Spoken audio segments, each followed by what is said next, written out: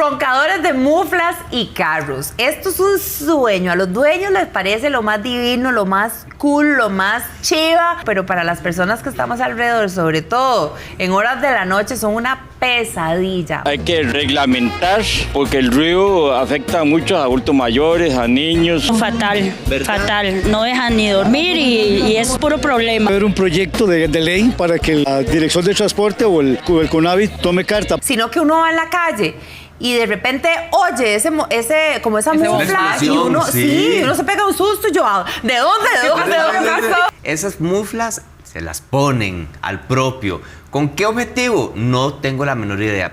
Y a veces uno se despierta en la madrugada y se escuchan esas motos que bajan por la pista y van... ¿Cómo?